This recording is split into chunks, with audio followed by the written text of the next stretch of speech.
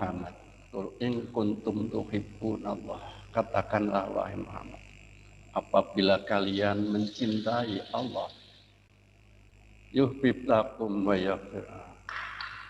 Maaf.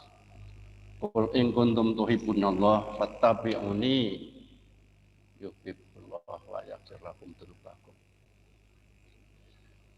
Katakanlah wahai Muhammad, apabila kalian mencintai Allah, maka ikutilah saya, Nabi Muhammad. Maka Allah pun akan mencintai kalian. Wa yaghfir lakum dzunubakum, dan Allah akan mengampuni juga semua dosa-dosa kalian. Jadi untuk masa depan kita harus memang senantiasa mendakwahkan tentang ajaran-ajaran agama Islam. Jangan sampai bosan-bosan kita melaksanakan dakwah. Sebab dengan dakwah maka diharapkan akan ada suatu kesadaran bagi umat. Seperti kita akan mencontoh apa-apa yang telah dicontohkan oleh Rasulullah SAW. Jika kalau kita ini ingin dicintai oleh Allah, maka lakukanlah apa yang dicontohkan oleh Rasul kita, Rasulullah Muhammad SAW. Nabi kita Muhammad dalam perjuangan menegakkan agama Islam, baik waktu di Mekah maupun di Madinah, senantiasa dengan perasaan yang sangat-sangat cinta kasih kepada sesama, terutama pada umat Islam itu sendiri yang sudah masuk Islam. Maka itu merupakan satu contoh bagi kita selaku penyebar dakwah, pendakwah agama. Cintailah semua umat yang ada di dunia ini, seperti halnya yang telah dicontohkan oleh Rasulullah. Maka insya Allah mereka akan tertarik akan ajaran-ajaran kita, yaitu ajaran agama Islam.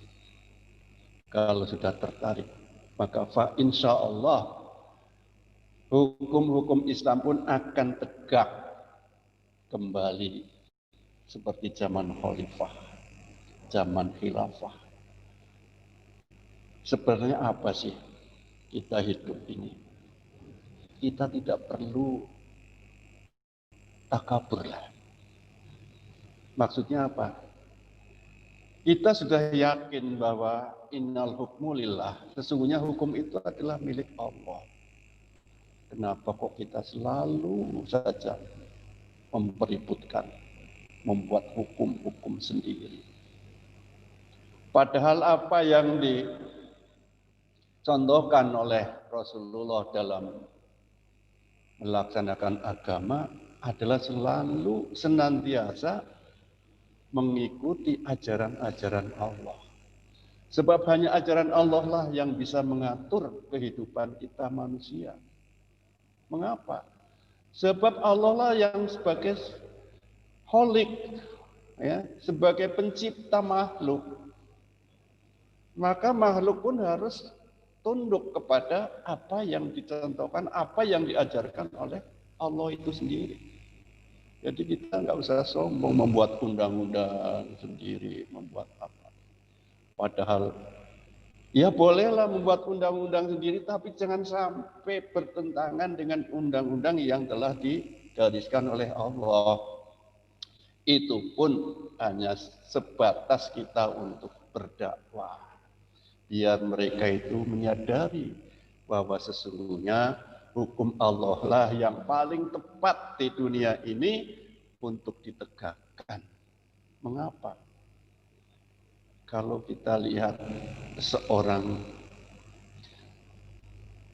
pencipta mobil misalnya atau motor, yang tahu seluk-beluk mobil motor itu kan orang yang membuatnya, ya, baik konstruksinya, kemudian alat-alat yang harus digunakan untuk memperbaiki dan sebagainya, itu yang tahu adalah si pencipta atau orang yang tahu tentang mesinnya atau pembuatan asal-usulnya, sehingga alat-alatnya juga harus ditentukan apa saja.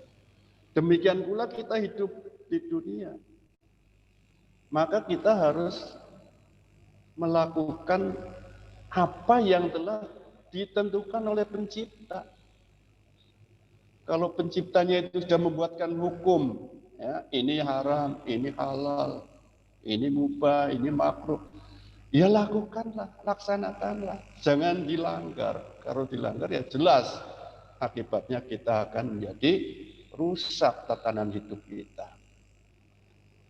Nah, sehubungan dengan apa yang telah kita alami dengan adanya musibah corona ini, maka ya patuhilah apa yang dianjurkan oleh Rasulullah ketika Rasulullah itu juga pada waktu itu telah menderita kena musibah, itu berupa taun, penyakit yang menular. Maka Rasulullah sudah jauh sebelum kita ini sudah tahu bahwa orang-orang yang kena musibah itu, terjangkit penyakit taun itu, harus diisolasikan, dipisahkan dengan orang-orang yang belum terkena penyakit. Nah, sekarang kita tahu bahwa memang penyakit corona itu bisa menular. Makanya ya harus sesuai dengan petunjuk Rasulullah itu. Kita harus mengisolasikan diri, jarak antara orang yang kena dan orang yang belum terjangkit harus menjauhi jarak. Jangan berkumpul dan sebagainya. Nah, ini harus kita patuhi. Ya. Kalau tidak dipatuhi, akan menjalar penyakit itu, bahkan tidak akan ada selesainya selama belum ada obatnya, ya, apalagi vaksinnya belum ditemukan. Ya, kita harus berhati-hati menjaga diri saja. Dan ke depan jelas apabila ini sudah kita lalui, ya kita harus sadarlah. Sadar sesadar-sadarnya bahwa Allah menciptakan segala sesuatu itu ada faedah, ada manfaatnya. Ya. Apa manfaatnya dengan adanya corona? Kita jadi sadar.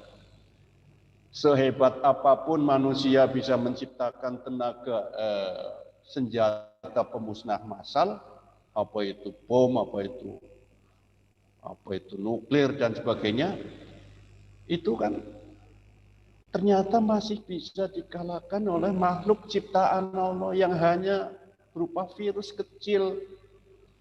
Semua negara jadi kalang kabut, ekonomi carut marut, ya, karena kegiatannya sudah mulai berhenti. Sekarang sudah merasakan semua, bahkan sudah banyak yang meninggal akibat penyakit wabah corona itu. Nah, oleh karena itu, maka kita jangan sombonglah, jangan sombong. Ya, itu baru sebesar virus corona yang tidak bisa dilihat oleh mata. Kalau Allah sudah memberikan suatu azab yang demikian, ya, kita harus introspeksi, sadar. Ya. Kita ini adalah ciptaan Allah. Kita ini diciptakan oleh Allah, maka harus patuh dan taat pada aturan-aturan Allah. Hanya itulah maka masa depan kita akan baik dengan ittaqullaha haitsu ma kunta. Takutlah kepada Allah dimanapun kalian berada. Patuhlah kepada hukum-hukum yang telah digariskan oleh Allah, terutama dalam kitabullah, Al-Quran, dan As-Sunnah. Itu harus kita pegang baik-baik sehingga insya Allah dunia akan selamat. Ya, kita akan jadi masyarakat yang bagus, masyarakat yang baldatun thayyibatun wa rabbun ghafur. Allahumma amin. Kiranya demikian saja, barangkali kurang berkenan di hati para bapak, para ustadz dan semuanya, kami mohon maaf. Hanya begitulah keterbatasan ilmu saya, belum seberapa, maka ini saya hanya sekedar memberikan satu ular-ular saja, semoga bermanfaat. Sekali lagi, inna hukmu lillah. Sehingga hukum itu adalah milik Allah. Kita harus patuh dengan hukum-hukum Allah. Itu kuncinya untuk masa depan kita. Wabillahi taufiq wal hidayah. Wassalamualaikum warahmatullahi wabarakatuh. Waalaikumsalam warahmatullahi wabarakatuh. Jazakallah khairan katsiran kepada Bapak Haji Sumarto yang tinggal di Slawi. Ya, selanjutnya kita simak qaul minal ulama juga. Saya kembali lagi sapa Ustadz Kiai Haji Ainul Yakin, sudah berada di tempat, Kiai. Mikrofonnya mohon dinyalakan. Oh sudah, alhamdulillahirabbil alamin. Oke, kami minta pandangannya, Kiai. Waalaikumsalam warahmatullahi wabarakatuh. Siap, Kiai. Waalaikumsalam warahmatullahi wabarakatuh. Assalamualaikum warahmatullahi wabarakatuh. Waalaikumsalam warahmatullahi wabarakatuh. Suara saya jelas enggak, ya? Agak diperkeras sedikit, Kiai. Agak kecil suaranya. Assalamualaikum warahmatullahi wabarakatuh. Waalaikumsalam warahmatullahi wabarakatuh. Innal hamdalillah nahmaduhu wa nasta'inuhu wa nastaghfiruh wa na'udzu billahi min shururi anfusina wa min sayyiati a'malina may yahdihillahu fala mudhillalah wa may yudlilhu fala hadiyalah. Asyhadu an la ilaha illallah wahdahu la syarikalah wa asyhadu anna Muhammadan abduhu wa rasuluh. Allahumma salli wa sallim ala sayyidina Muhammadin wa ala alihi wa sahbihi ajma'in wa man tabi'ahu bi ihsan ila yaumil amma ba'd.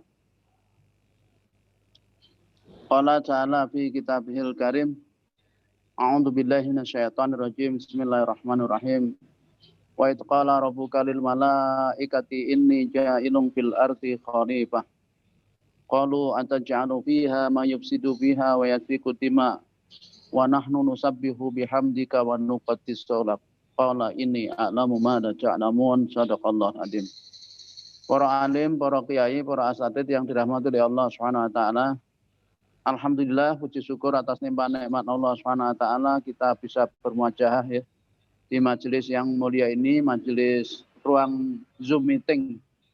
Meskipun kita berjauhan secara fisik, insya Allah berdekatan hati saling bertaut untuk membina ukhuwah Islamiyah guna kita mendakwahkan yaitu agama Allah di muka bumi ini hingga tegaknya hukum-hukum Allah. Yang dengan tegaknya hukum Allah maka akan memberikan kerahmatan bagi seluruh alam semesta. Salawat dan salam tak lupa kita aturkan kepada junjungan kita Nabiullah Muhammad sallallahu alaihi wasallam beserta keluarga beliau, sahabatnya, juga pengikutnya yang setia mengikuti tuntunannya hingga akhir zaman. Para kiai, para asatidz dan habaib yang dirahmati Allah, sebelumnya saya minta maaf nanti tidak bisa mengikuti sampai selesai karena saya harus ngisi majelis, ada majelis offline semi online. Nah, jadi offline semi online. Jadi sebagian offline seraya di online kan. Ini karenanya mungkin hanya bisa memberikan makalah sedikit. Jadi kalau kita lihat sampai saat ini ya, Allah Subhanahu wa taala masih menguji kita. Menguji dengan musibah pandemi Covid-19 ini. Tapi kalau kita lihat dan kita kembali kepada Al-Quranul Karim bahwa sesuatu yang tidak kita sukai itu ternyata ada hikmah yang terkandung di dalamnya ya. Jadi terkandung di dalamnya. Karenanya ada hikmah di balik musibah. Jadi kita melihat bahwa bagaimana Allah Subhanahu wa taala dengan pandemi Covid-19 ini ya memperlihatkan dengan nyata kepada kita akan kekuasaannya, akan kekuasaan Allah Subhanahu wa taala, bahwa betapa kita manusia ini sangat lemah, bahwa betapa kita manusia ini sangat kecil sekali ya. Jadi dengan virus yang begitu kecil saja kita manusia ini menghadapi tidak bisa dengan ya teknologi seperti apapun ya untuk menghadapi virus ini ternyata sama sekali tidak berkemampuan ya. Bahkan negara-negara adidaya, negara-negara besar juga kalang kabut semua. Ya, pertumbuhan ekonomi di negara asal virus ini sampai pada minus. Kemudian di Amerika yang katanya negara superpower juga tidak mampu mengatasi virus ini dengan baik. Bahkan kalau kita baca di media sana yang namanya PHK terjadi besar-besaran. Bahkan akibat pemotongan anggaran belanja di satu kota misalnya di New York itu, bagaimana kita lihat ya pemangkasan anggaran pemerintah kota itu menyebabkan terjadinya New York itu seperti kota sampah ya. Kota sampah itu juga akibat dari pandemi Covid-19 ini. Maka kalau kita lihat ya secara faktual negara-negara yang mengatakan sebagai negara superpower dengan sistem kapitalismenya itu tidak bisa menyelesaikan musibah atau wabah ini dengan penyelesaian yang baik. Jadi kita ditunjukkan oleh Allah SWT betapa sistem kapitalis, sosialis, ya, demokrasi, sistem ekonomi kapitalis atau perkawinan antara kapitalisme dan komunisme itu tidak bisa menyelesaikan masalah ini. Ya. Karenanya ini menjadi satu peringatan dari Allah SWT bahwa sudah seharusnya manusia itu yaitu kembali kepada tuntunan Allah SWT karena ketidakmampuan kita. Jadi Allah ingin melihat kita ini betul-betul tunduk patuh kepadanya. Ya, karena kita itu sebagai hamba Allah di muka bumi ini sebagai yang Allah katakan di dalam firman-Nya khalifah ya. Wa id qala rabbuka lil malaikati ini ja'ilun fil ardi khalifah. Ya, wa id qala dan ingatlah ketika berfirman Tuhanmu kepada para malaikat ini ja'ilun fil ardi khalifah. Sesungguhnya aku akan jadikan di muka bumi ini khalifah, yaitu manusia. Ya, yang dikatakan oleh pendapat para ulama khalifatullah fil ard. Jadi wakil Allah dalam tanda petik di muka bumi yang bertugas untuk mengatur kehidupannya itu hukum Allah SWT. Oleh karena Islam itu diturunkan oleh Allah untuk mengatur kehidupan, maka Islam telah memiliki sistem bagaimana menyelesaikan masalah pandemi Covid-19 ibaratnya. Karena juga Islam pernah mengalami itu walaupun dalam bentuk yang berbeda, yaitu ketika tertimpa penyakit taun. Ya, di masa Khalifah Umar bin Khattab radhiyallahu anhu. Ya, di masa Khalifah Umar bin Khattab di daerah Syam terjangkit wabah taun, maka penyelesaiannya dan solusinya ya telah dituntunkan oleh Rasulullah SAW bagaimana menyelesaikan ketika ada wabah seperti taun, dan ketika dijalankan dengan baiknya maka Allah mengangkat penyakit itu. Nah, maka secara ringkas para alim, para ulama, para asatid, para babi yang dirahmati Allah, Al-Fakir bermaksud mengatakan bahwa ya bahwa pandemi Covid-19 ini memperlihatkan kepada kita dengan sangat nyata ketidakmampuan kapitalisme, demokrasi dan sosialisme komunis mengatasi masalah ini. Maka sungguh telah nyata bagi kita sudah saatnya umat Islam itu meninggalkan sistem yang tidak berasal dari Allah SWT ini. Jadi untuk kembali kepada sistem Islam, kembali kepada yaitu hukum Allah SWT, kembali menegakkan hukum Allah dengan cara mencontoh Rasulullah dan para sahabatnya, yaitu dengan yakni tegaknya sistem khilafah Islamiyah itu. Nah, maka itulah yang menjadi solusi Karena di dalam, kalau kita lihat dalam konsep kapitalisme sekarang, negara-negara kapitalisme dalam menyelesaikan masalah ini, mereka menjadikan perkara ini adalah perkara yang bersifat kapitalistik. Artinya begini, bahwa para alim yang dirahmati Allah, kita lihat bagaimana hubungan antar negara ketika bicara tentang menemukan yang disebut dengan vaksin, ya vaksin itu. Padahal ini kan sudah wabah ya, mewabah. Tapi kenapa vaksin itu diperjualbelikan dengan begitu mahal? Itu menunjukkan pendekatan kapitalis. Berbeda dalam pandangan Islam ya. Dalam pandangan Islam jelas ketika itu telah menjadi wabah, maka bagaimana manusia ini tolong menolong satu dengan lain. Seperti yang Allah sampaikan, ya ayyuhan nas inna khalaqnakum min dzakari wa unsa wa ja'alnakum syu'uban wa qabaila lita'arafu inna akramakum indallahi atqakum. Di situ kan tujuannya ada, yaitu berbagai macam ragam manusia untuk ta'aruf, saling kenal mengenal, kemudian nanti berikutnya ta'awun, saling tolong menolong, bukan tanafuk, bukan saling memanfaatkan, tapi saling menolong untuk menjaga ekstensi kehidupan. Dan itu hanya ada di dalam konsep Islam. Ketika Allah melalui Rasulnya itu menjanjikan barang siapa yang membebaskan kesulitan saudaranya di dunia ini, maka Allah akan bebaskan kesulitan nanti pada hari kiamat. Nah itu hanya ada pada ajaran Islam. Maka ketika Islam diterapkan secara keseluruhan dan utuh, lalu masyarakat punya pandangan bahwa tolong menolong di dunia itu menjadi ketika kita menolong saudara kita di dunia ini, Allah akan menolong kita di akhirat. Nah ini maka yang ada adalah yaitu saling tolong menolong, saling ta'awun, bukan saling tanafuk, bukan memanfaatkan. Tapi kita lihat bagaimana dalam sistem kapitalis. Ya, obat dijual dengan mahal, kemudian vaksin juga dijual mahal. Ini nanti bahkan saya dengar ada yang mau menjual per vaksin itu 400.000, padahal kulaknya itu hanya 79.000 misalnya.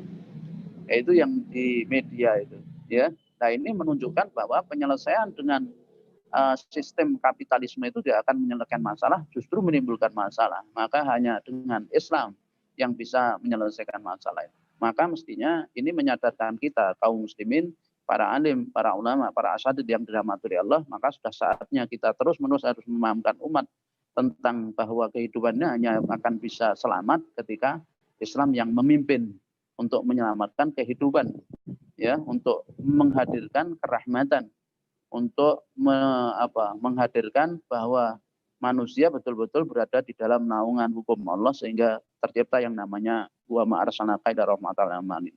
Wa ma arsalnaka illa rahmatan lil alamin. Tidaklah kami utus kaum Muhammad kecuali menjadi rahmat seluruh alamin. Cuma rahmat itu akan terjadi pada tatbiqu syariah. Jadi setelah ditegakkannya syariah, dan itu syariah akan tegak dengan utuh ketika ada sistem negaranya atau negara itu mau menerapkan hukum. Dan negara mana yang mau menerapkan hukum Islam kalau bukan khilafah?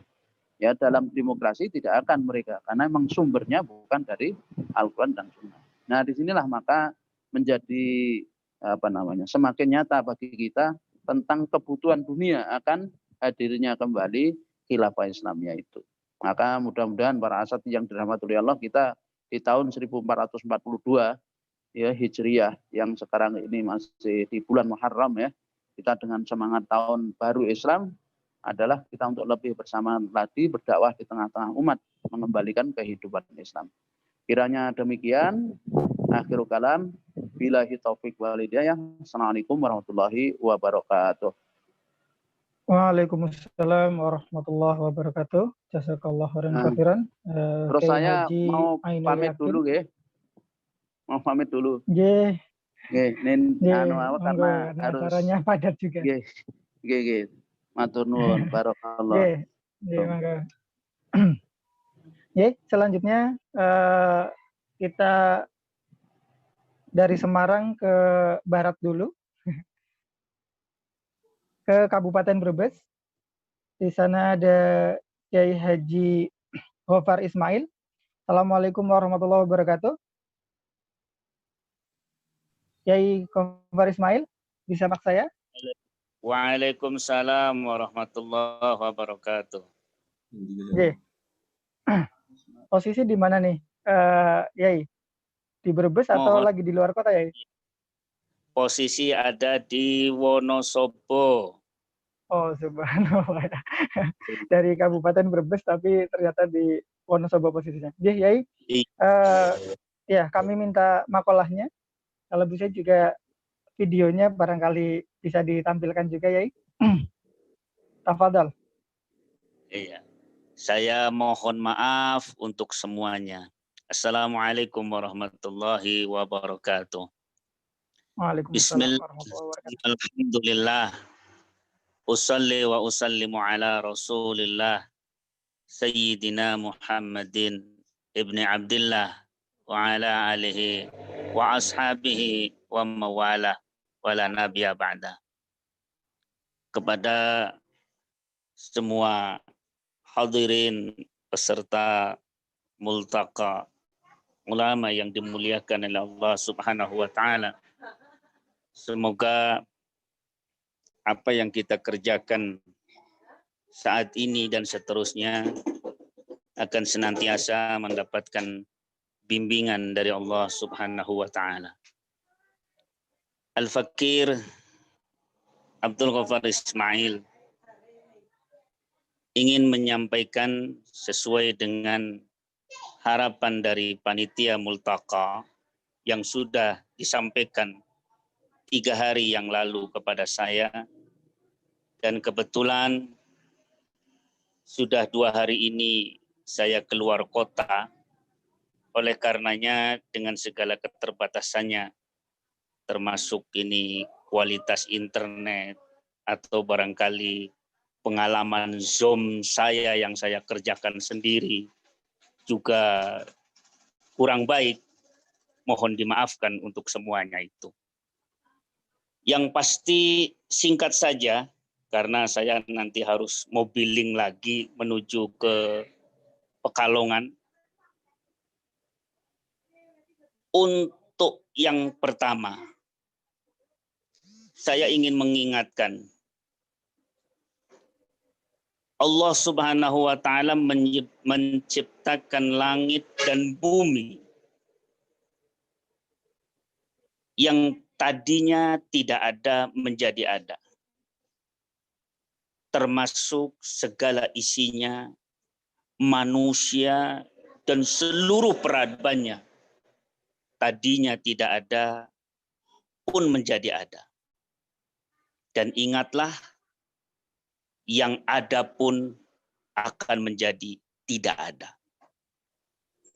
Indonesia dengan seluruh kebangsaannya dan seisinya, tadinya tidak ada, menjadi ada. Dan jangan pernah ragu, kalau nanti Indonesia dan seisinya pun yang tadinya ada, bisa menjadi tidak ada.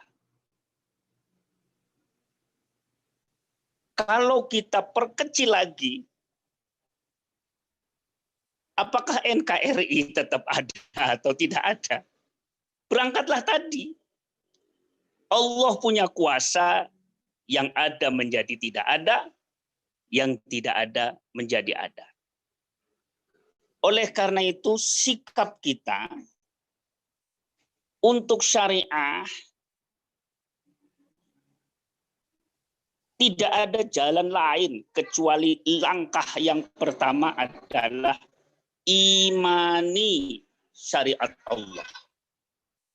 Yakini, percayai dengan betul.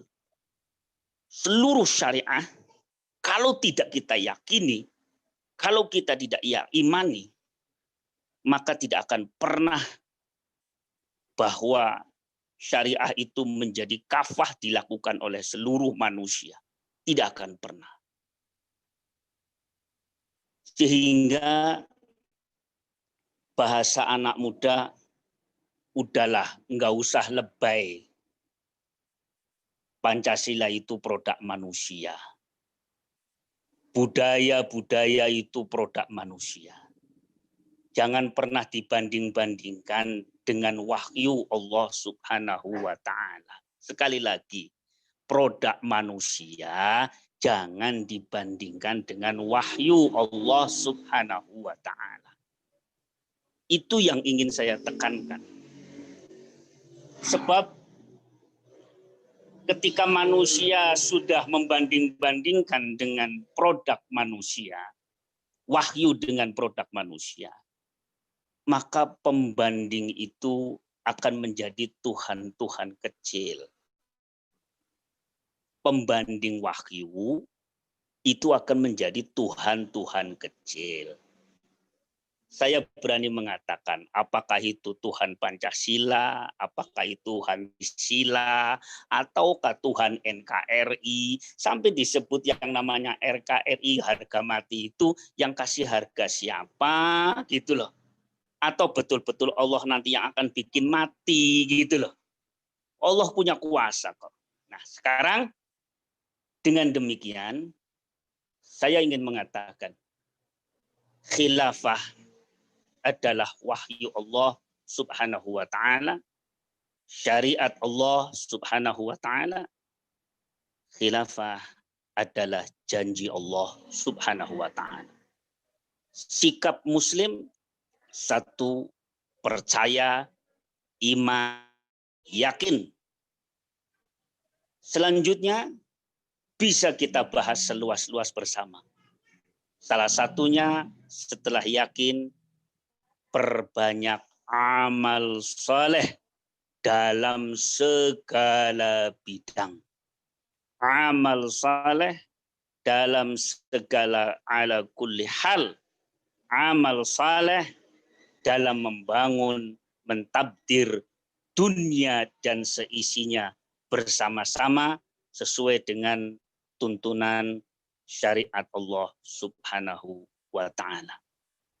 Tapi kalau sudah tidak mau beramal soleh, kufur, menentang, berontak, buhot, apalagi plus tidak iman, nggak mau percaya, ya sudah, maka yang ada dalam otaknya, mereka tidak lagi percaya kepada wahyu Allah, tetapi mereka membandingkannya dengan Tuhan-Tuhan kecil mereka.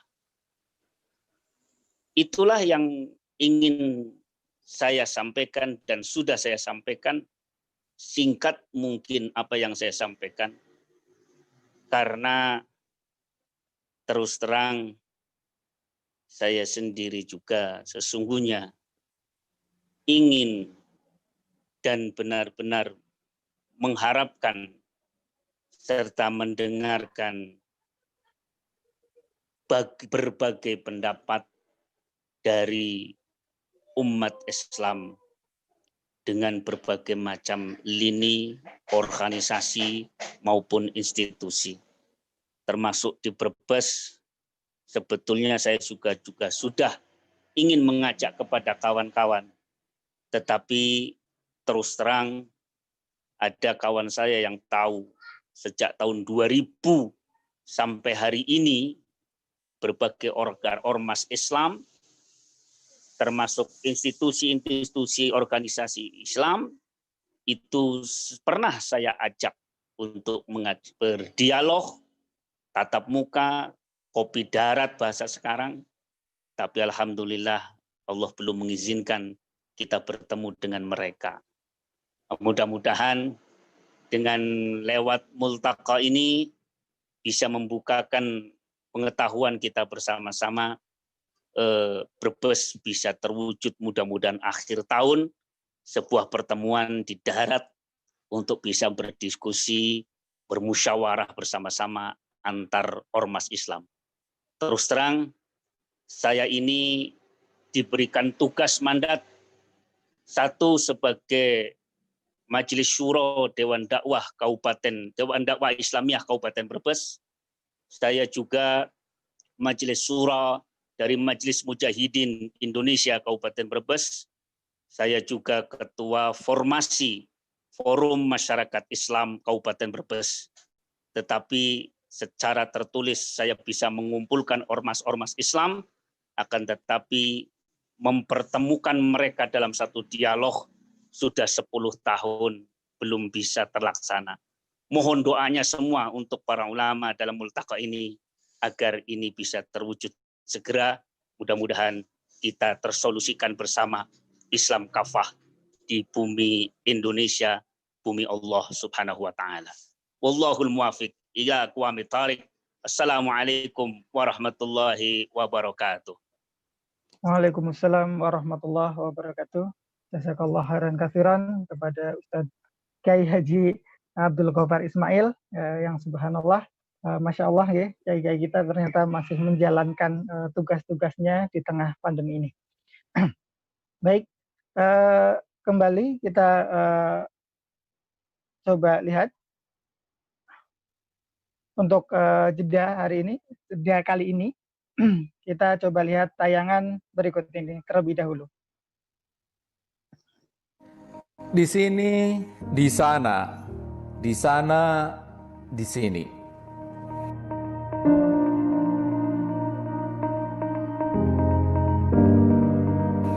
Sekarang kita di sini, tapi kita akan ke sana. Memang kita di sini, tapi bukan hanya untuk di sini. Kita sekarang di sini, tapi untuk di sana. Di sanalah yang utama, karena di sanalah kita akan terus ada. Karena itu bagi kita tidak ada kita melakukan sesuatu hanya untuk sesuatu di sini. Tidak ada ekonomi untuk ekonomi di sini. Tidak ada cinta dan keluarga sekedar cinta di sini. Pun tidak ada dakwah, perjuangan dan politik untuk di sini. Kita melakukan sesuatu semua untuk sesuatu di sana.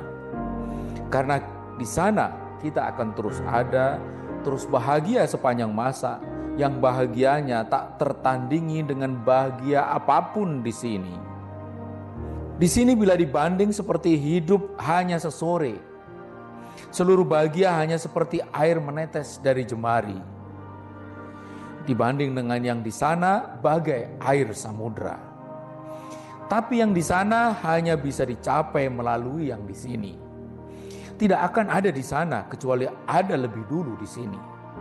Karena itu di sini sungguh penting, sebab ia akan menentukan yang di sana.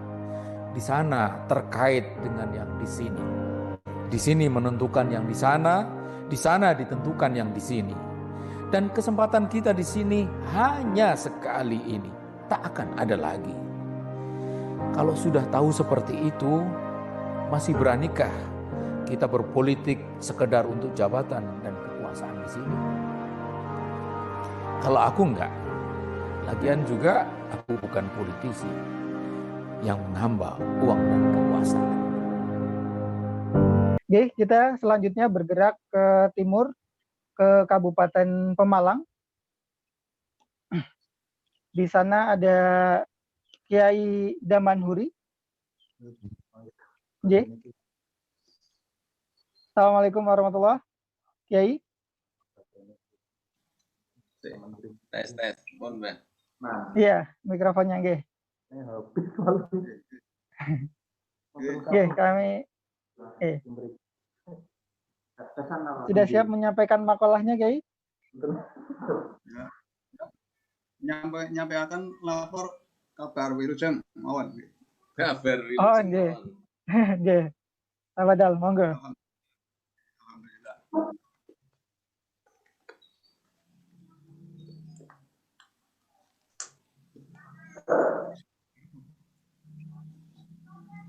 Niku badhe Pak Manaf niki mboten wonten niki.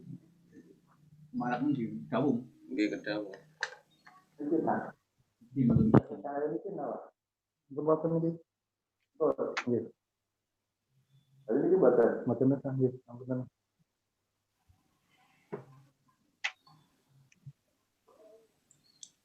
Mun kanthi. Nggih, mohon. Mbak sing arep Sampun. Atau dari Kabupaten Pemalang, sinten nggih? Monggo yang mendampingi bisa menyalakan mikrofonnya. Mohon maaf. Saya. Sekson pun. Iya. Suaranya. Sekson.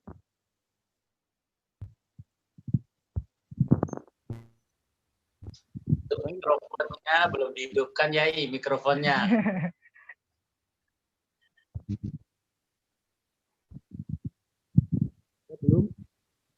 Silakan sudah. Assalamualaikum warahmatullahi wabarakatuh. Waalaikumsalam warahmatullahi wabarakatuh.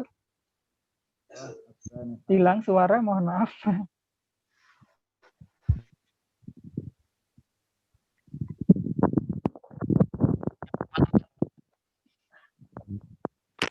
Di telinga.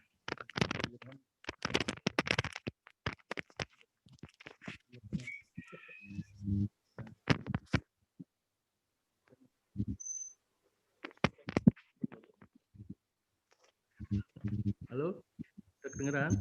Ya, Halo? terdengar sebetulnya cuma agak kecil.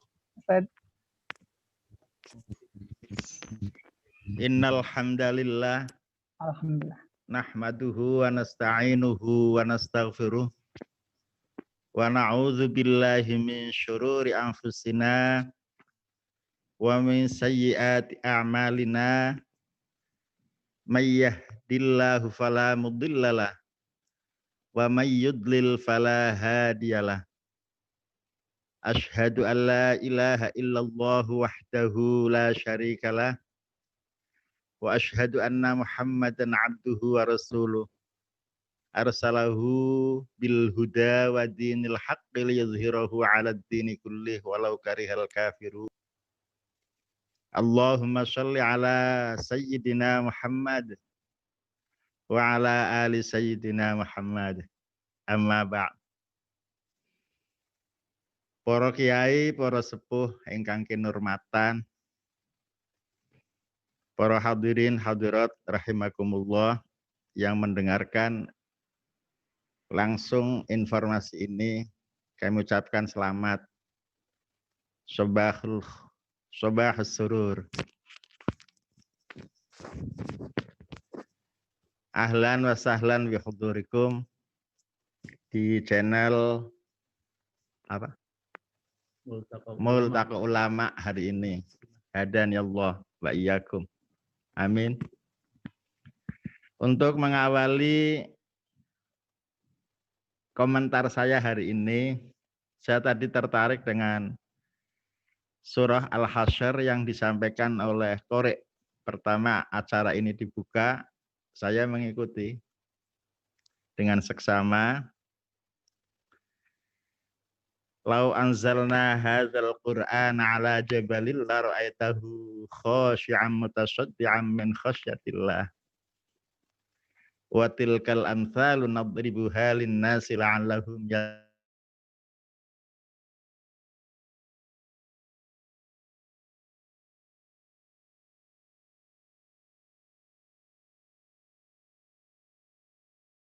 Al-Hasyr. Yang kedua, saya tangkap dari penyampaian Pak Kiai Humaydi ZA yang dari MUI Kabupaten Pemalang, Kabupaten Tegal. Yang kebetulan saya sendiri adalah pengurus MUI Kabupaten Pemalang di bidang Komisi Fatwa. Jadi insya Allah saya melihat kegiatan ini kegiatan sangat positif, yaitu dakwah sebagaimana yang Allah firman dalam Al-Qur'an, ud'u ila sabili rabbika bil hikmati wal mau'izatil hasanah wajadilhum billati hiya ahsan. Jadi semoga dakwah hari ini meskipun tidak dipertemukan secara fisik, tapi yakin hati kita menyatu dan pikiran kita menyatu dan pemahaman kita menyatu. Amin. Bapak dan para kiai ingkang kawula hormati rahimakumullah, menangkap dari paparan-paparan yang terdahulu, dari 3 paparan yang saya tangkap adalah mengenai virus corona yang mewabah di negeri kita sampai hari ini. Al-Quran sudah menyebut Bismillahirrahmanirrahim la yadurru ma'asmihi syai'un fil ardi wala fis sama' wa huwas sami'ul alim. Dengan jaminan menyebut asma Allah tidak akan ada bahaya baik di langit maupun di bumi. Meskipun pandemi corona sampai hari ini banyak mematikan. Itu isu yang saya baca di TV, Pak. Sekian ribu yang mati, sekian ribu yang sembuh, sekian ribu yang terpapar.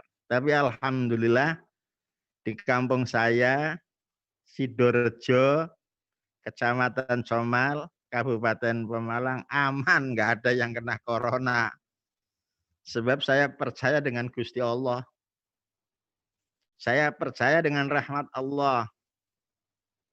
Saya percaya dengan dawuh-dawuh Allah. Dawuh-dawuh orang, cerita-cerita orang yang disiarkan lewat TVRI tidak menjamin. Tidak akan bisa menyelamatkan. Dan alhamdulillah di pesantren kami adalah sebagian adalah penghafal Al-Quran. Jadi insya Allah seperti yang disebutkan dalam korek yang pertama itu, ketika acara ini mau dibuka, lau anzalna hadzal qur'ana ala jabalil la ra'aitahu khashi'an mutasaddian min khasyatillah. Khashi'an mutasaddian min khasyatillah. Gunung saja kan hancur berantakan dengan bacaan ayat Al-Qur'an. Apalagi corona akan lebih berantakan, hancur lagi. Cuman persoalannya kalau corona barangkali sebuah wabah ini yang sulit dihancurkan pikiran umat Islam yang masih kejahiliahan, Pak. Sulit untuk dihancurkan. Pikiran umat Islam yang masih jumud. Pikiran umat Islam yang belum bisa membuka cakrawala yang lebih orisinal. Sehingga Al-Quran di sana disebutkan kata yatafakkarun. Seandainya Al-Quran diturunkan di atas bukit, bukit pun akan hancur. Itu bagi orang-orang yang mau berpikir. Berarti lagi-lagi kan otak yang dipertanyakan. Dan ini umat Islam kita ini, kalau saya membaca hari ini, saya melihat hari ini, sepertinya umat Islam sebagai umat-umatan tok. Belum Islam yang kafah. Padahal Al-Quran memerintahkan udkhuluha fis-silmi kafah. Masuklah ke agama Islam dengan keseluruhan tanpa kecuali. Itu Islam. Bapak, Ibu, dan saudara-saudara yang saya hormati, atau yang hadir di channel ini, Multaqa Ulama, ya, Multaqa Ulama ya, Ahli Sunnah wal Jamaah, Pantura Barat, Pantura Barat. Ini saya melihat gejala-gejala Islam sekuler sudah mulai muncul, Pak. Islam sekuler sudah mulai muncul. Sepertinya faham-faham radikalisme. Tadi saya sempat membaca buku Al-Wa'i. Itu dari kepemimpinan kita ini dibutuhkan sekali. Pemimpinan yang Islami. Asal jangan pemimpin, tadi komentar dari Pak Kiai Khomadi, udah sepuh, tidak ada yang ganti di MUI. Krono orang-orang duite, nggak ada jabatan. Nah, iso saya mendapatkan jabatan yang ada duitnya. Al-Quran nggak pernah bicara duit, Pak. Al-Quran nggak pernah bicara duit. Ayatnya wajahidu fisabilillah, hanya itu toh. Jadi semata-mata kalau kita pahami semua ini, kita itu ibadah, puasa Ramadan, sholat sehari semalam 5 kali, menunaikan ibadah haji, zakat, jalankan. Jadi saya nggak pernah mengharapkan ganjaran, aku sembahyang menoleh ganjaran, aku zakat ben oleh ganjaran. Saya nggak pernah, wong itu perintah. Tapi yang saya minta, yang saya harapkan dari Allah, ya Allah, amalku yang aku lakukan karena perintahmu, ya Allah, semoga aku mendapatkan ridho-Mu. Unzurna ya Allah bi'ainir ridho. Pandanglah kami ya Allah dengan pandangan-Mu yang penuh keridhaan. Unzurna ya Allah bi'ainir rahmah. Tataplah kami ya Allah dengan tatapan-Mu yang penuh kasih sayang. Jadi saya yakin hanya itu Bapak. Yang setiap saat saya kumandangkan doa-doa itu. Dan setiap sholat, setiap saya melakukan sholat malam, itu saya menangis hanya itu Pak. Saya tidak pernah menginginkan jabatan, tidak pernah menginginkan kekayaan. Insya Allah, Allah sudah memenuhi saya sejak muda. Saya dulu pensiunan dari Kementerian Agama 32 tahun. Saya sudah ke Mekah berkali-kali. Dan saya adalah menyelesaikan kuliah di berbagai perguruan tinggi di Indonesia. Alhamdulillah selesai. Tidak ada satupun harta maupun kekayaan yang saya inginkan. Kecuali satu, aku ingin mendapat ridhonya. Unzurna ya Allah bi'ainir ridho. Unzurna ya Allah bi'ainir rahmah. Tataplah kami ya Allah dengan tatapan-Mu yang penuh dengan keridhaan. Tataplah kami ya Allah dengan tatapan-Mu yang penuh kasih sayang.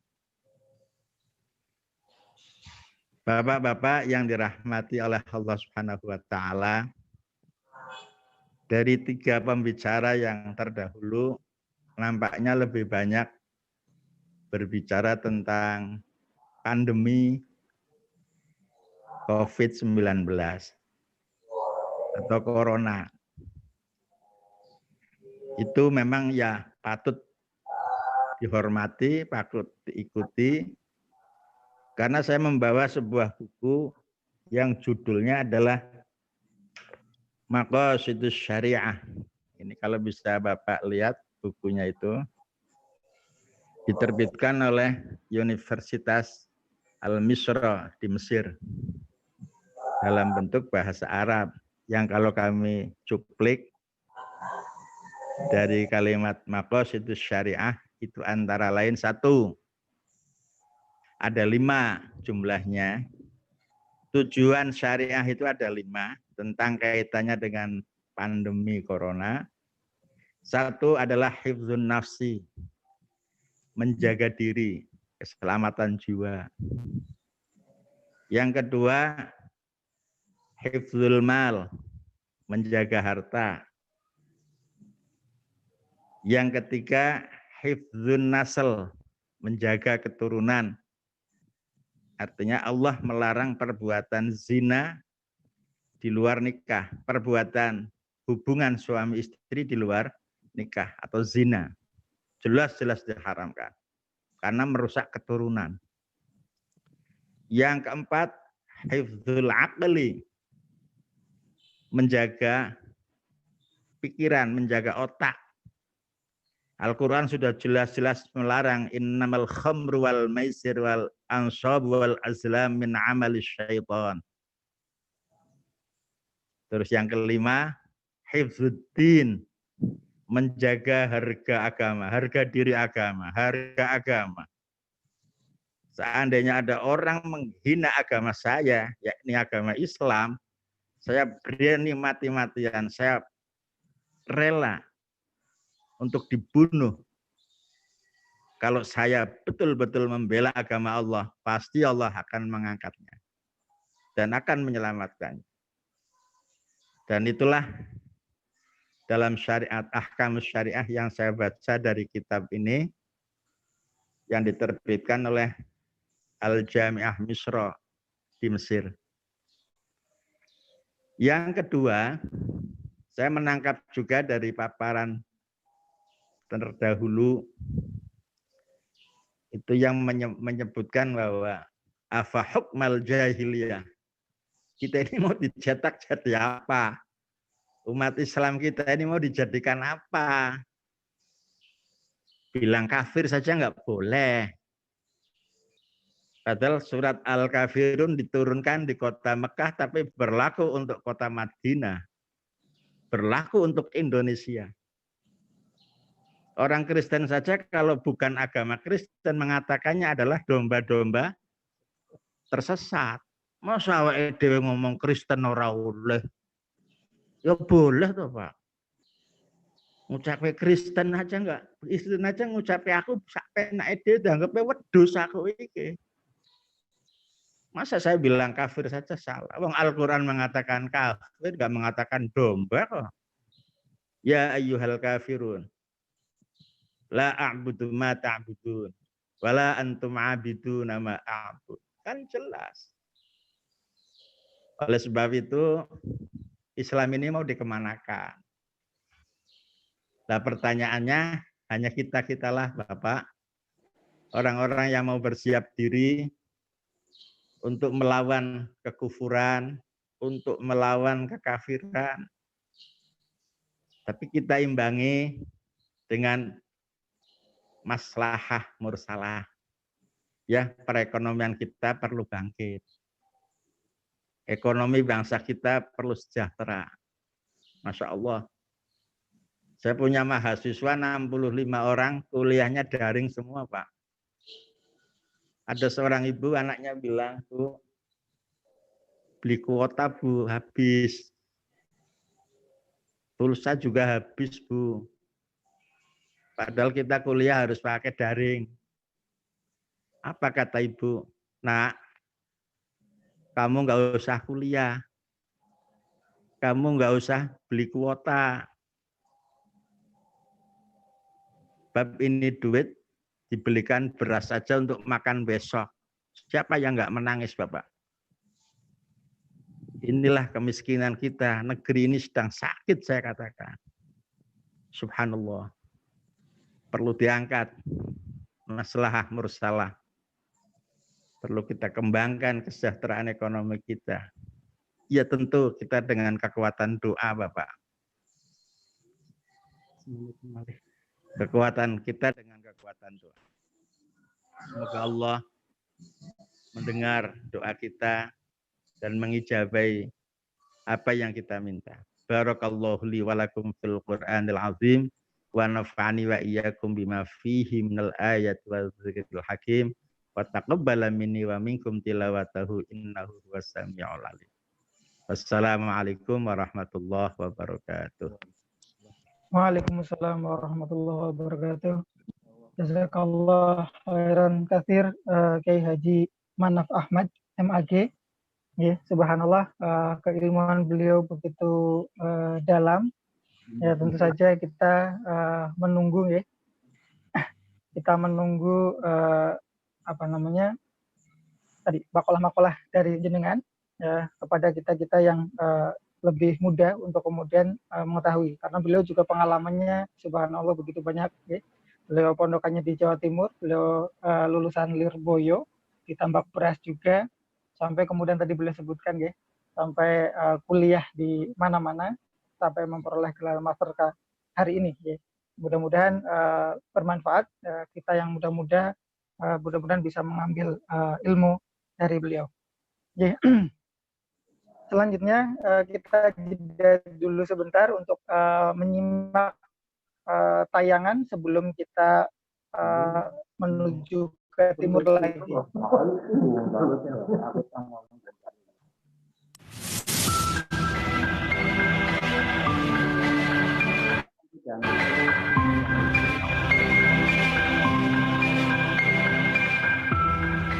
Islam adalah rahmat bagi semesta alam. Siapapun tak bisa mengelak untuk mengakuinya. Bahkan keagungan peradaban Islam masa lalu dan sumbangsihnya bagi dunia sampai hari ini masih terasa denyutnya.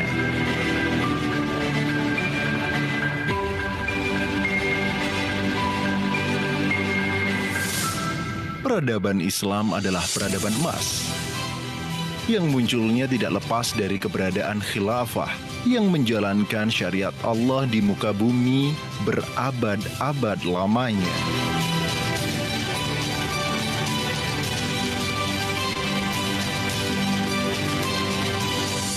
Dengan khilafah, kehidupan tentram dan damai di mana hak warga negara terlindungi, baik muslim maupun kafir. Taraf kehidupan, kualitas kota besar maupun kecil di daulah khilafah saat itu menjadi mercusuar bagi dunia.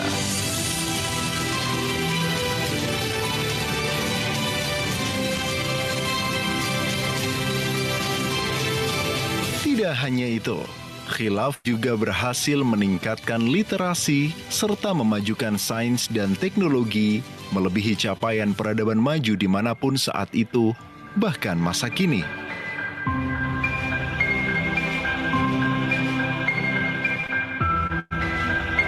Meski kondisi internalnya mengalami pasang surut, khilafah tetap diperhitungkan dalam sejarah dunia hingga awal abad ke-20. Dan peradaban gemilang itu terjaga untuk rahmat bagi semesta alam.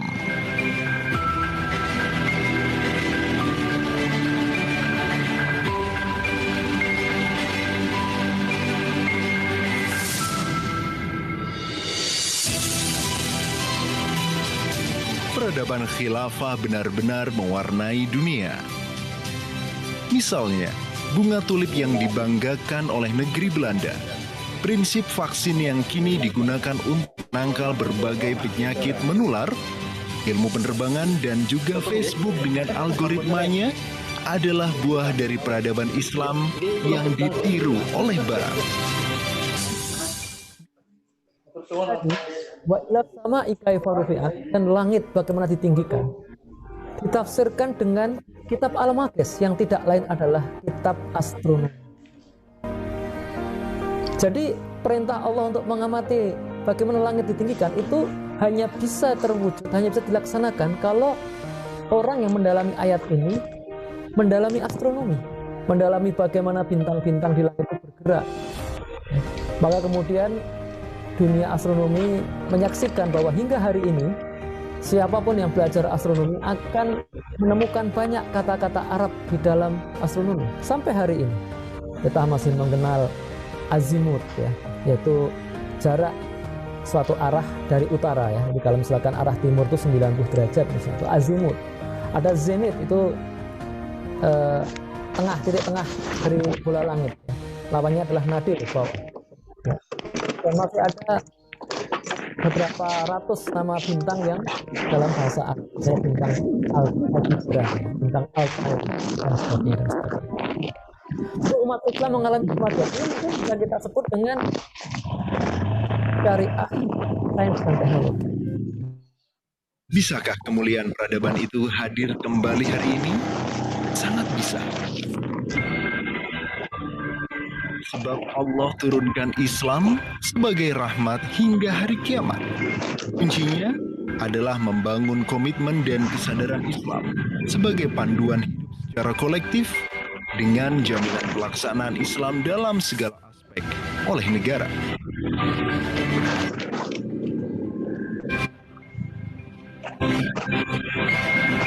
Sejarah telah menunjukkannya. Pada saat itulah harmoni kemajuan peradaban Islam akan kembali lagi, dan peradaban emas itu akan benar-benar terwujud.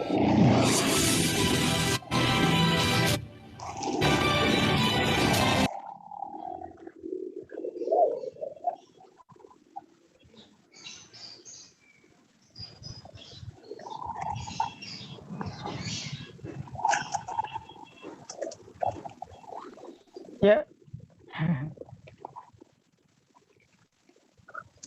Jadi kami harapkan mikrofon untuk di silent terlebih dahulu untuk menyimak tayangan. Iya, jazakallah. Oke, mohon maaf atas gangguan-gangguan yang terjadi selama penayangan. Kita tadi kembali lagi ke timur untuk menyimak qaul minal ulama yang selanjutnya hadir dari Kabupaten Batang. Di sana ada Kiai Haji Amir Hamzah MAG. Assalamualaikum warahmatullahi wabarakatuh. Waalaikumsalam warahmatullahi wabarakatuh. Ya. Sudah hadir dari sangat pagi beliau, tapi gilirannya terakhir ya. Ya. Tafadhal makalahnya ya. Siap ya, mulai ya. Suaranya bisa masuk enggak, Ustaz Naim? Suara saya masuk, Ustaz. Suara sudah masuk belum suaranya? Sudah. Jelas sekali, ya, alhamdulillah. Assalamualaikum warahmatullahi wabarakatuh. Bismillahirrahmanirrahim. Alhamdulillahirabbil alamin. Wassalatu wassalamu ala asrofil anbiya'i wal mursalin wa ala alihi washabihi ajmain. Asyhadu an la ilaha illallah wahdahu la syarikalah wa asyhadu anna Muhammadan abduhu wa rasuluh. Ya ayyuhan nas ittaqullaha haqqa tuqatih wa la tamutunna illa wa antum muslimun. Wonten ngarsanipun para kiai, para alim ulama, para asatid, semua seluruh peserta Multaqa Ulama Ahlus Sunnah wal Jamaah pada hari ini Ahad tanggal 6 September 2020 Miladiyah, bertepatan dengan tanggal 18 Muharram 1442 Hijriah. Ada hal alhamdulillahirrahmanirrahim dalam keadaan sehat walafiat semua, tentu saja terutama lagi dalam nikmat iman Islam di tengah-tengah kita yang katanya, kalau menurut saya katanya ini di wabah pandemi COVID-19 kita oleh Allah masih dipertemukan dalam keadaan sehat walafiat. Semoga ke depan Allah senantiasa menjaga kita, melindungi kita, membimbing kita, sehingga apa-apa yang telah Allah berikan ini menjadikan wasilah, menjadikan asbab kita semua nanti selamat dunia dan akhirat. Amin ya rabbal alamin.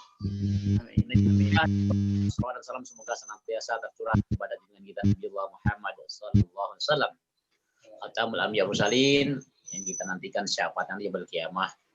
Yang kita selama ini mencoba belajar untuk berusaha mengikuti apa yang telah didakwahkan Rasulullah.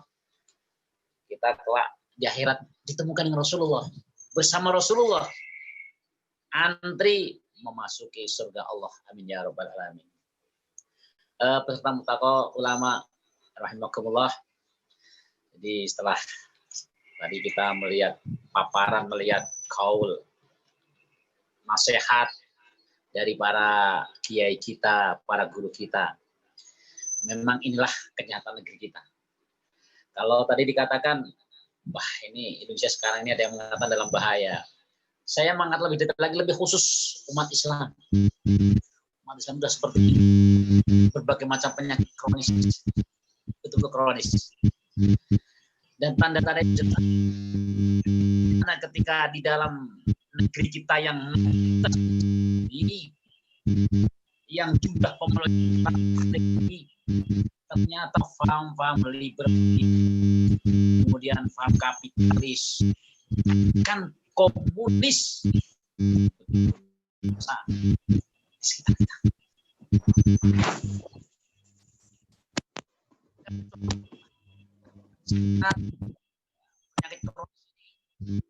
disebabkan oleh banyak kelemahan-kelemahan dari internal umat Islam. Contoh kita ambil kelemahannya adalah dalam pemahaman Islam. Kita tentu merasa sangat kaget ketika ada barisan yang katanya menolong agama Allah, membakar bendera tauhid. Kalau yang membakar bendera tauhid orang-orang kafir, kita ya sedikit banyak kita bukan maklumi, bukan wajar, karena mereka mungkin jelas mereka itu tidak akan rela pada Islam, pada kita. Tapi kok sampai ini? Jadi pemahaman ini betul-betul sangat diperlukan. Bahkan setingkat, maaf ini, kemarin terakhir itu kan yang namanya ketua BPIP itu sampai mengatakan musuh terbesar Pancasila adalah agama. Itu kan pernyataan yang sudah sangat konyol itu. Ketika yang dulu Pancasila ini dulu bahkan oleh founding father kita sebagian besar adalah para ulama yang telah berdarah-darah memperjuangkan negeri ini, bahkan mengorbankan nyawa mereka menjadi benteng negeri ini, memerdekakan negeri ini. Yang menurut saya para ulama kan adalah pentolanya agama. Kok dituduh menjadi musuh utama? Nah, ini problem. Bahkan di Pancasila sendiri kan ada sila yang pertama justru ketuhanan yang Maha Esa. Walaupun dulu di awal kesepakatan awal adalah ketuhanan dengan menjalankan syariat Islam bagi pemeluknya. Kembali sini tadi. Jadi kelemahan umat Islam akan pemahaman Islam ini yang akhirnya menimbulkan berbagai permasalahan banyak, baik di tingkat masyarakat maupun di tingkat elit politik. Mengemban amanat negara ini. Karena pemahamannya salah, bahkan seakan-akan umat Islam justru dijadikan, seakan-akan menjadikan target umat Islam yang mayoritas, tapi dijadikan target oleh kebijakan-kebijakan. Repot ini. Sebagai contoh dasar adalah ketika terakhir ini rumor terakhir ini sangat menyakitkan bagi saya ini. Yang istilah adalah good looking ya. Good looking ini berbahaya, radikal. Hafid Quran ini adalah sumber pintu masuk radikal. Wah, ini kan sangat menyakitkan sekali, saudara sekalian. Pertama, saya teringat dengan para kiai yang mengajarkan kami bagaimana belajar Al-Quran, pondok-pondok di pondok pesantren, mengajar Al-Quran. Kok seperti itu? Dan tentu saja karena dangkalnya pemahaman Islam ini yang menjadikan umat Islam itu bodoh akan pemahaman ini, itu lebih parah lagi kalau yang pemahamannya rendah itu menjadi tokoh-tokoh sentral dalam pengambil kebijakan. Terus kelemahan yang kedua, ini maaf karena waktu memang dibatasi ya, singkat saja. Praktek dalam Islam ini juga lemah. Nanti beberapa kelemahan ini saya ada simpulkan. Praktek dalam Islam lemah.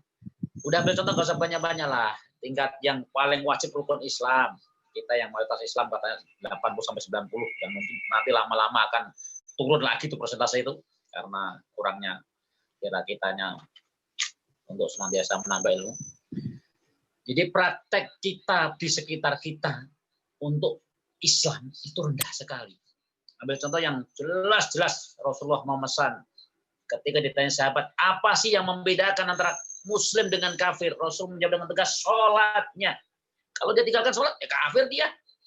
Tapi nyatanya di lapangan banyak kan teman kita, bahkan mungkin tetangga kita yang katanya banyak Islam, tapi untuk sholat saja walah hayang-hayangan, males dan sebagainya. Belum lagi kelemahan yang lainnya. Kelemahan ekonomi. Kita jelas sudah sering mendengar itu kalau negeri ini dicengkeram oleh 9 naga. Itu tingkat yang nasional. Tapi tingkat-tingkat lokal saja bisa kita lihat. Gampang aneh kita itu mau beli apa ya? Sekedar pulpen. Pulpen segini ini. Ini made in China ini, bayangkan. Ini hal kecil. Kancing baju made in China. Itu contoh sederhana. Kita mau mencoba menggerakkan ilmu kerakyatan atau kemudian memasyarakatkan tetangga, belanja di warung tetangga. Itu luar biasa sulitnya. Itu menandakan bahwa memang ekonomi kita lemah. Dari sisi itu, bangunan jaringan ekonomi kita memang lemah. Padahal kan dalam Islam ada banyak contoh. Zaman Nabi contohkan.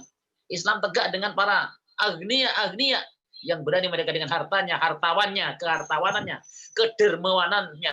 Mereka mengorbankannya untuk tegaknya dakwah Islam. Masalah lain ekonomi apalagi persatuan.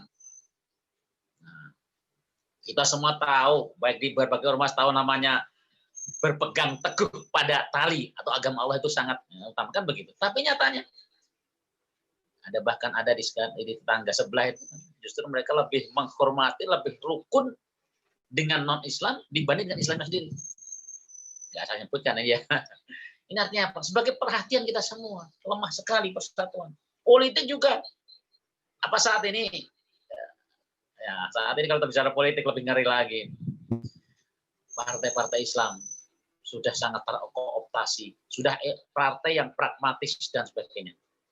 Ditambah lagi pendidikan. Saya sangat miris. Terakhir ketika kita janganlah bicara tentang khilafah, tentang dalam artian fikih berkaitan dengan khilafah, penegakan khilafah. Sekarang itu sudah mulai ada upaya-upaya untuk sekedar kebudayaan yang terkait sejarah. Daulah Abbasiyah, Daulah Umayyah, mau dihilangkan, akan dihilangkan, bahkan sudah ranahnya sampai hilang dari mata pelajaran sejarah, di mata pelajaran agama. Sejarah tentang bagaimana hebatnya, bagaimana kokohnya khilafah Islamiyah yang pernah menguasai dunia dengan keadil makmurannya, dengan baldatun thayyibatun wa kuburnya. Itu kan kita kan berarti karena pendidikan pun sampai dimasuk seperti itu kan luar biasa. Kita lemah ternyata untuk membangun, membangkitkan lagi itu suatu kerja yang berat sekali. Dan tentu saja ada kelemahan-kelemahan lain yang masih banyak. Yang dana juga adalah dalam kita membangun peradaban atau masyarakat yang madani, yang seharusnya, ya ini kan saya ini, yang seharusnya kita itu harusnya optimis. Optimisnya kenapa? Sudah diberi modal oleh Allah bahwa negeri kita Indonesia ini mayoritas Islam, mayoritas Muslim. Harusnya kan peradaban, harusnya logikanya, idealnya bisa kita tata dengan sebagai peradaban Muslim, masyarakat yang madani. Harusnya seperti itu. Tapi itu semua sebagai kelemahan-kelemahan. Sekaligus karena kita itulah ini momentum tahun baru Hijriah, sebagai kita sebagai sudut pandang bahwa kita punya semangat optimis setelah menatap umat Islam terkait dengan diberinya pandemi COVID-19 ini, kita nggak boleh putus asa, nggak boleh kemudian ya semacam lemah dalam berdakwah. Tidak, karena masih ada janji Allah bahwa kita pasti akan dimenangkan oleh Allah. Selama jalan yang kita tempuh ini senantiasa untuk mengharap ridho Allah. Sebagian pesan tadi saya tertarik dengan tadi Kiai Manaf Sidoarjo tadi. Insya Allah kalau kita untuk semata-mata mencari ridho Allah. Sehingga pesan imam kami, komando kami, luruskan niat, ikhlaskan amal. Itu semua kunci kemenangan. Dan kita memang yang diwajibkan ikhtiar, usaha. Jadi kelemahan-kelemahan itu bukan jadikan kita tambah lemah, justru sebagai tantangan. Sebab ulama pun sudah ada konsepnya, ada solusinya. Apa solusinya? Untuk menghadapi semua ini, kembali Islam dari Izzul Islam wal Muslimin, kejayaan ini, ya kita memang harus kembali untuk memegang teguh ajaran Islam ini secara kafah, mengamalkannya, memahami, mengamalkannya, dan seterusnya. Secara kafah. Secara kafah itu ini akan membuktikan bahwa memang utamanya akan menuju Islam yang rahmatan lil alamin. Tapi kapan ini semua? Kadang-kadang kita kan kapan? Salah-salah seperti kita ketika para sahabat tanya pada Rasulullah, ya Rasulullah, kita itu di pihak yang hak, di pihak yang benar, berjuang seperti ini. Tanya juga, itu sahabat yang seperti itu tanya, kapan menangnya ya Rasulullah? Dan Rasulullah memberikan jawaban dengan tegas, sesungguhnya pertolongan Allah itu sangat dekat. Inilah motivasi yang tidak perlu kita ragukan lagi. Bahwa pertolongan Allah sangat dekat dan pasti hak akan diberi kebenangan oleh Allah. Tinggal kita sekarang. Momentum tahun baru Hijriah ini harus dijadikan titik awal. Kalau tahun 1924 khilafah ini diruntuhkan oleh sang pengkhianat, yakni Kemal Atatürk, semoga dengan ridha Allah sebagai dijanjikan boleh lewat lisan junjungan kita Nabi Muhammad, kemenangan Islam ini akan kembali datang, kita raih kembali, tentu saja dengan perjuangan, bukan dengan berpangku tangan. Itu saja yang saya sampaikan. Jadi solusi dari berbagai masalah ini, kelemahan jangan menjadikan suatu kita menjadi putus asa, tapi kelemahan justru menjadi pemicu kita, tantangan bagi kita bahwa Islam insya Allah atas ridha Allah, atas dakwah kita akan kembali tegak, dinul Islam akan tegak, dan tentu saja semua akan ikut bersama sebagaimana janji Allah akan diselamatkan umat Islam dunia dan akhirat, wabil khusus umat Islam Indonesia dan umumnya. Ini adalah satu pangkuan yang sangat luas untuk negeri kesatuan baldatun thayyibatun wa rabbun ghafur. Demikian dari saya, sekali lagi kami sangat menghargai Tuan Guru dan sebagainya. Semoga sedikit ini bisa bermanfaat, menjadikan apa yang kita perjuangkan selama ini selalu mendapatkan bimbingan, lindungan dari Allah. Billahi bisabil haq. Assalamualaikum warahmatullahi wabarakatuh. Waalaikumsalam warahmatullahi wabarakatuh. Jazakallah khairan katsir Kiai Haji Amir Hamzah MAG dari Kabupaten Batang. Selanjutnya kita simak juga kaul minal ulama yang paling timur di antara kabupaten di timurnya, di baratnya, di sebelah baratnya Semarang, Di Kabupaten Kendal kita ada Kiai Haji Ahmad Asikin, SAG. Assalamualaikum warahmatullahi wabarakatuh. Kiai Ahmad Asikin, bisa menyimak saya?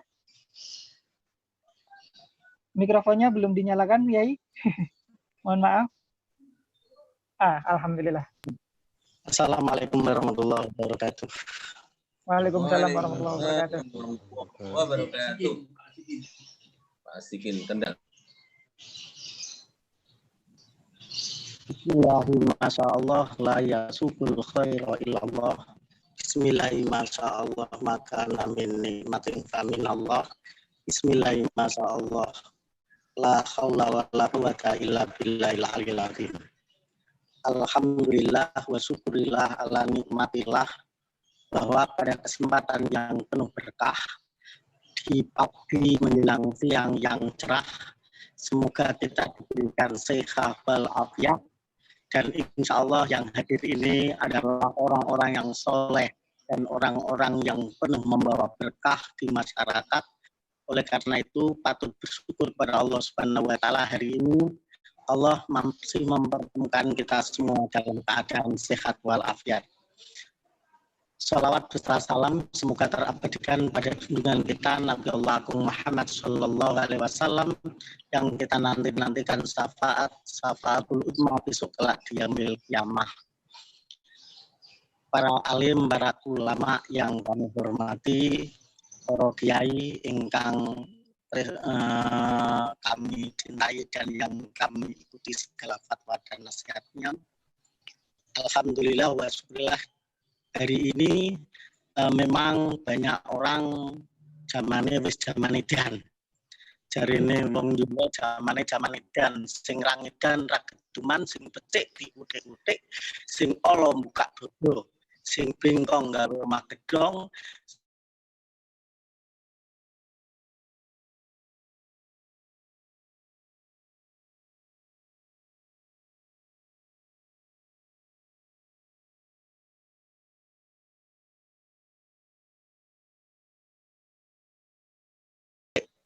Sing manfaat karo solehane, nek wis insyaallah nanti kebatilan akan hilang dengan sendirinya. Nah, untuk menghilangkan kebatilan itu biasanya memang berat, karena hufatil jannah bil makari wa hufatin nar bisahawat. Swarga kuwi kaya-kaya sing megah, ning masjid megah, ngaji megah. Tapi akan wa hufatin nar bisahawat. Neraka dilimputi kaya sing disenengi, sing saiki ngaji sing yo kuwi tapi ono berongan, wah ono gandutan, wah nah, ini memang tapi wali jaban sing becik bakal ketitik, sing Allah bakal ketara. Lah dakwah yang sekarang kita tanamkan di masyarakat adalah dakwah yang bi'ainir rahmah, dengan kasih sayang, bukan justifikasi. Oleh karena ini insya Allah kalau kita mengikuti para kiai, para ulama, para asatid, apalagi yang para kiai-kiai yang ada di grup ini, aman negara, cukup khawatir, mesti aman, barokah. Mulanya berdoa, ada 3 doa yang hari ini akan kita sampaikan kepada saudara-saudara semuanya para kiai. Doanya adalah doa kita agar ya Allah, aku berlindung dari kesesatan dan disesatkan. Ini doa pertama yang harus kita terus tanamkan. Berlindung kepada Allah, bukan kepada penguasa, bukan pada polisi, bukan kepada, tapi doanya pada Allah. Berlindung yang pertama adalah dari kesesatan dan disesatkan. Ada yang sesat, ada yang disesatkan. Orang yang sesat biasanya itu kadang-kadang mereka tidak memahami ajaran agamanya secara kafah.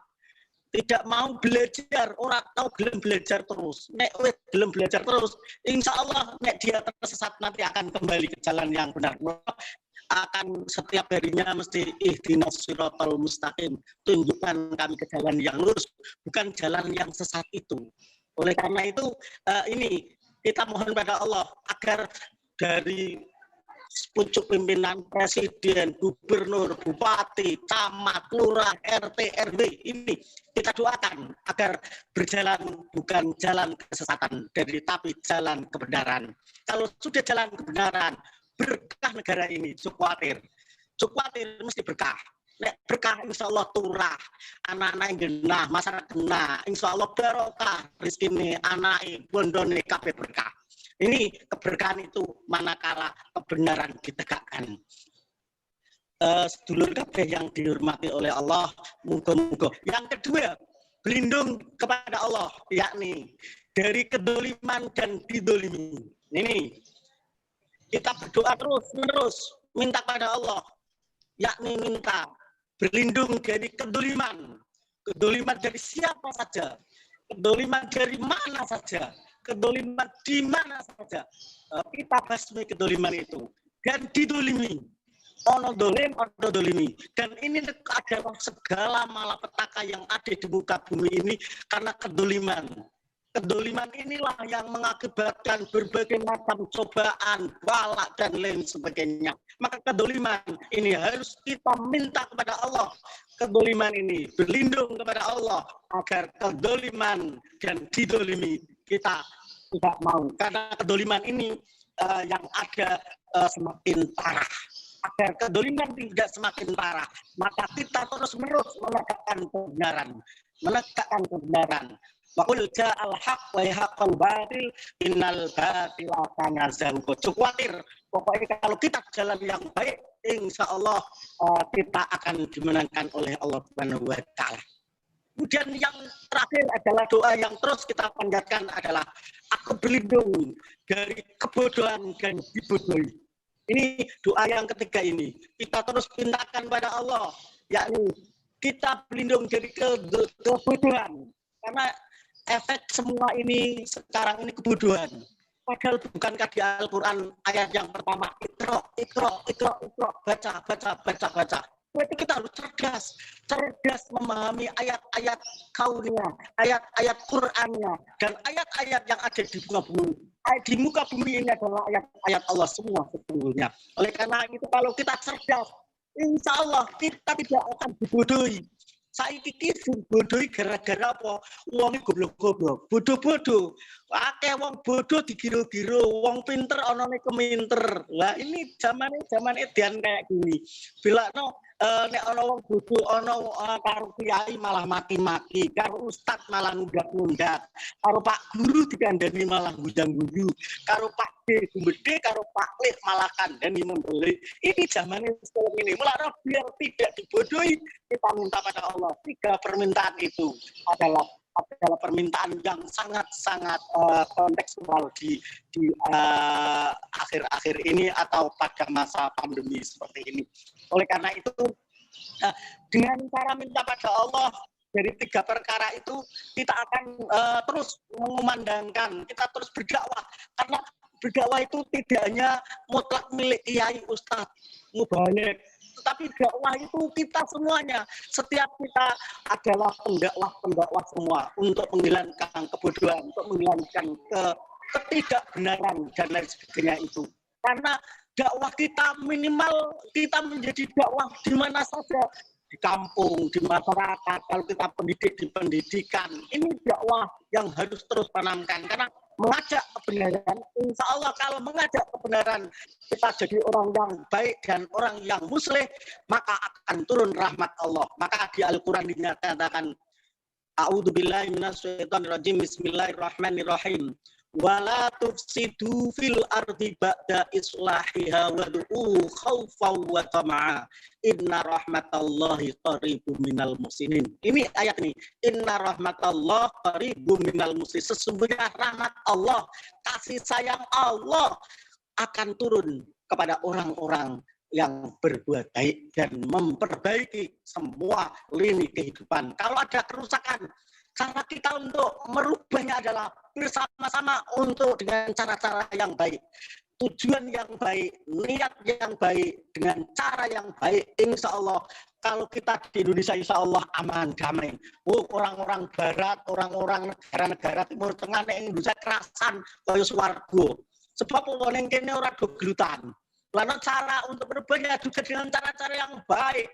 Kita lihat para wali, para kiai dulu itu tidak pernah frontal, tapi dengan mengajak dengan cara-cara yang baik.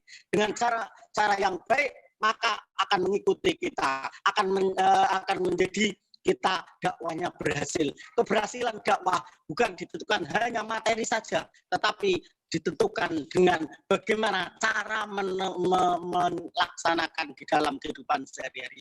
Oleh karena itu, saudara-saudara semua, mari bersama-sama kita menjadi orang-orang yang terus-menerus berbuat kebaikan. Karena kebaikan itu bisa tidak hanya orang kaya, semua bisa.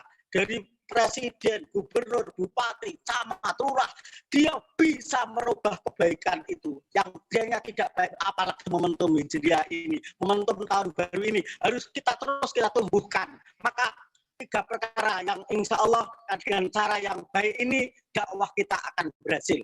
Apa orang yang hebat itu sesungguhnya? Yang pertama adalah tukti man haramaka, mekei karo wong sing ra gelem mekei. Kalau kita berdakwah kepada siapa saja, kita beri, jangan pelit dengan ilmunya, pelit dengan apa? Tapi tukti man haramaka, mekei karo wong sing ora gelem mekei. Kalau kita demikian insya Allah akan berhasil. Yang kedua, sil man koto akal, sambung silaturahmi kepada orang yang tidak mau silaturahmi kepada kita. Apalagi salah satu yang tidak akan masuk surga adalah utul. Siapa utul itu? Orang yang wis nek cara Jawane nek ana godhong rak nyuwek, rak gelem ketemu blas, rak gelem nyopo banget. Maka itulah orang-orang yang utul. Maka kita jangan jadikan menjadi orang-orang yang utul. Kemudian yang ketiga adalah waqfu amman dolamaka, ampuni, berikan ampun orang yang pernah mendolimi kita. Memberi ampun bukan berarti bebas, bukan. Tetapi kita memberi ampun pada orang yang mendolimi. Biasanya itu mendolimi itu sakit, ya nggak karuan kalau kita didolimi. Tetapi cara kita mampu memberi ampunan pada mereka, kemudian dia bertobat, malah biasanya akan menjadi mujahid yang luar biasa. Kita lihat saja sahabat Umar bin Khattab dulu bagaimana dengan Islam. Tapi kalau dia masuk Islam, akhirnya semua takut. Nah, akan muncul mungkin di Indonesia Umar bin Khattab modern yang akan membabat habis kemungkaran. Insya Allah kalau kemungkaran kita babat habis, kita hilangkan, paling tidak kita kurangi. Yang ada adalah Indonesia akan menjadi baldatun thayyibatun wa rabbun ghafur. Dengan cara-cara yang baik, insya Allah kita akan menjadi orang yang senantiasa mendapat ridha Allah Subhanahu wa taala. Demikian pada kesempatan ini, semoga yang hadir pada kesempatan ini saya doakan semoga Allah memberikan hidayah agar hidup kita semua terarah. Semoga Allah memberikan kita maunah agar kehidupan kita menjadi mudah dan tumbuh suburkan kepada kita bersama sifat amanah agar terhindar dari godaan dan fitnah. Tumbuh suburkan kita semua untuk bersedekah agar semua masalah bisa menjadi mudah, bisa mengatasi masalah tanpa masalah dan penuh barokah. Itulah Islam sesungguhnya, yang Islam yang menjadi rahmatan lil alamin, bukan menjadi kemudian onadima. Kalau kita orang yang baik, pasti dimanapun kapanpun akan menjadi bermanfaat, akan menjadi orang-orang yang senantiasa dibutuhkan di masyarakat, bukan menjadi sampah masyarakat. Demikian pada kesempatan, semoga kesempatan ini, pertemuan ini membawa keberkahan kita bersama. Semoga kita sehat-sehat. Tadi sudah disampaikan para kiai. Betul sekali, kalau kita ingat pada kita iman pada Allah, kita mesti aman. Maka terus berdoa, ya amanal khaifin, amina mimana khauf. Ya amanal khaifin, salimna mimana khauf. Ya amanal khaifin, najina mimana khauf.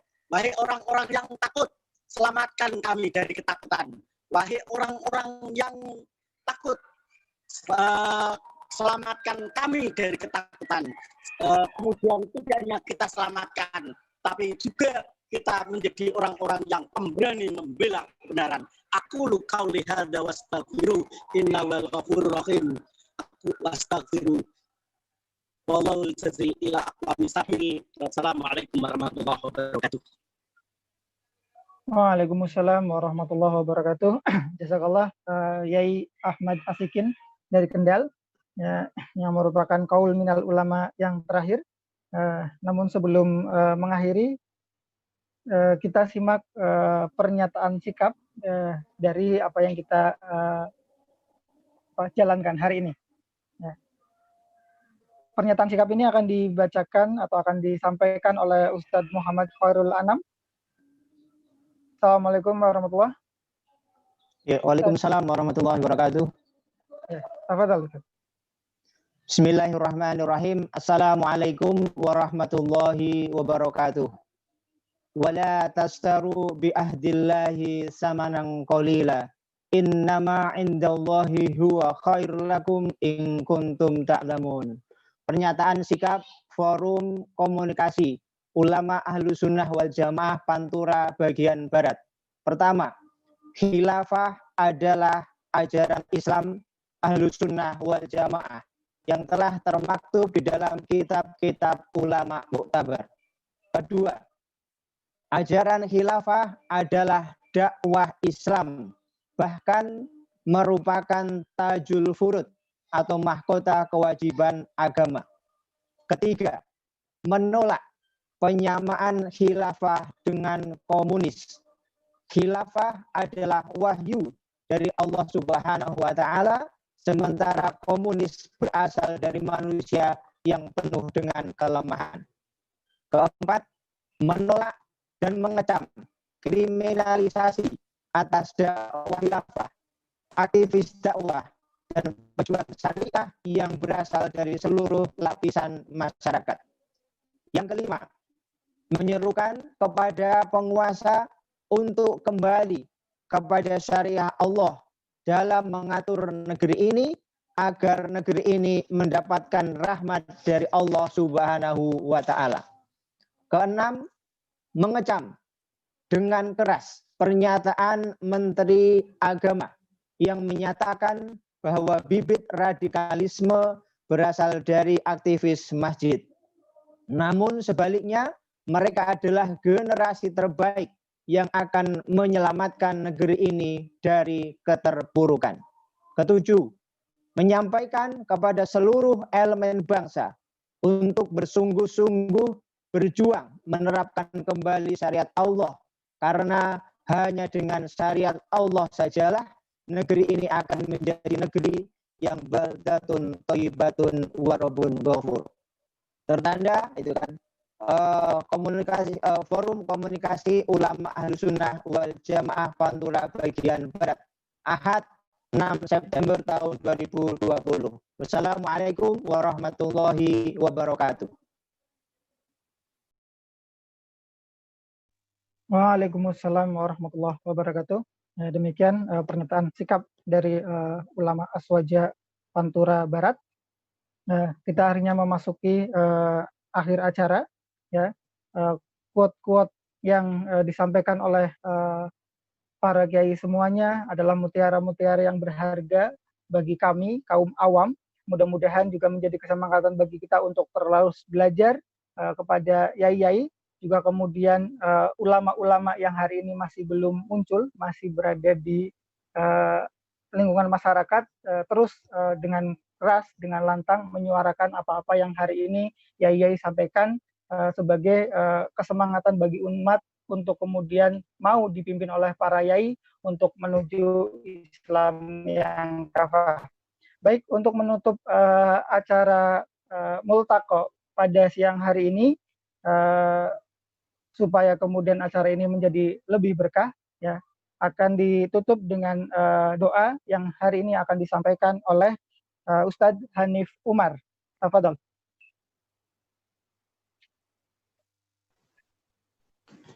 Baik, Assalamualaikum warahmatullahi wabarakatuh. Waalaikumsalam warahmatullahi wabarakatuh. Alhamdulillah, wa syukrillah, salatu wassalamu ala asrafil anbiya wal mursalin, sayyidina wa maulana Muhammadin wa ala alihi wa sahbihi ajma'in. Amma ba'du. Alhamdulillah, para peserta multaqo ulama Aswaja Pantura Barat, para habaib, para alim, para kiai, para asatid sekalian yang dimuliakan oleh Allah Subhanahu wa Ta'ala, untuk mengakhiri acara kita pada siang hari ini, marilah kita bersama-sama mohonkan kepada Allah Subhanahu wa taala. Semoga apa yang kita lakukan pada hari ini mendapatkan berkah keridhaan dari Allah Subhanahu wa taala. Ila hadratin Nabi Mustafa lahum Fatihah. Alhamdulillah. Iyyaka na'budu wa iyyaka nasta'in. Shiratal ladzina an'amta 'alaihim. Amin ya Allah ya Rahman ya Rahim ya Ali ya Azim ya Qawi ya Aziz ya Jabbar ya Qahar. Ya Allah, sungguh Engkau adalah Maha Perkasa. Ya Allah, Engkaulah Tuhan yang layak disembah. Engkaulah yang membuat peraturan yang harus kami laksanakan, ya Allah. Seperti firman-Mu dalam Al-Quran, kuntum khairu ummat ukhrijat linnas ta'muruna bil ma'ruf wa tanhauna 'anil munkar. Ya Allah, sungguh umat Muhammad ini adalah sebaik-baik umat yang dilahirkan ke dunia. Tapi kami saat ini berada dalam kondisi yang sangat terpuruk dimanapun kami berada, ya Allah. Di negeri ini, di Palestina, di Chechnya, di Rohingya, di mana-mana kami terpuruk mengabaikan syariat-Mu, ya Allah. Ya Allah, ya Rahman, ya Rahim. Sungguh janji-Mu pasti, ya Allah. Sungguh janji-Mu kami yakini, ya Allah. Seperti bisyarah Rasul-Mu, summa takunu khilafatan ala minhaji nubuwah, bahwa kelak di akhir zaman nanti akan muncul lagi khilafah ala minhaji nubuwah. Seperti janji Rasul-Mu dan kami meyakininya, ya Allah. Ya Allah, semoga wabah COVID-19 ini bukanlah akhir segalanya, tapi ini adalah awal dari terbentuknya peradaban baru, peradaban umat Islam akhir zaman yang akan menaungi dunia dengan rahmatan lil alamin. Dengan bisyarah Rasul-Mu kami yakini, ya Allah, bahwa masa itu sangat dekat, ya Allah. Dengan bimbingan para alim, para ulama, insya Allah kami akan menuju negeri yang baldatun thayyibatun wa rabbun ghafur. Rabbana zalamna anfusana wa illam taghfir lana wa tarhamna lanakunanna minal khasirin. Rabbana a'tina fi dunya hasanah wa fil akhirati hasanah wa qina adzabannar. Wassallallahu ala sayyidina Muhammadin wa ala alihi wa sahbihi ajma'in. Subhanaka rabbika rabbil izzati amma yasifun. Wassalamun alal mursalin walhamdulillahi rabbil alamin. Amin, amin ya rabbal alamin. Demikian dengan dibacakannya doa berarti sudah berakhir acara kita pada pagi sampai siang.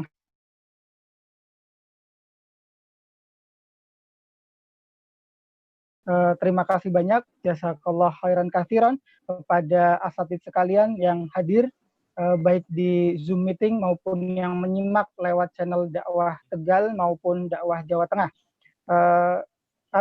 Saya selaku pribadi, Adi, meminta maaf yang sebesar-besarnya atas kurang baiknya perjalanan acara selama perjalanan acara ini, juga mewakili panitia, meminta maaf sebesar-besarnya kepada hadirin semuanya, juga meminta ampun kepada Allah Subhanahu wa taala.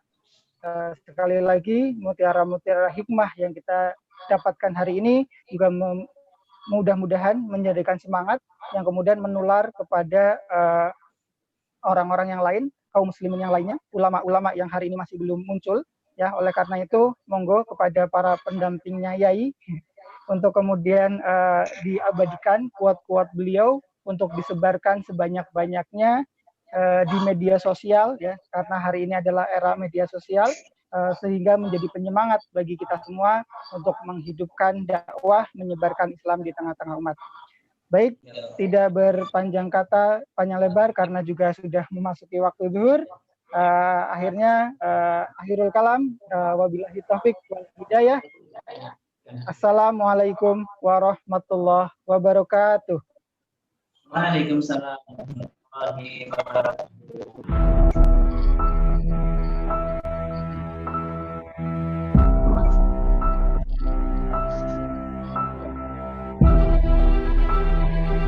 Kita tahu atau kehilafahan Islam itu di Nusantara bukan hal yang baru.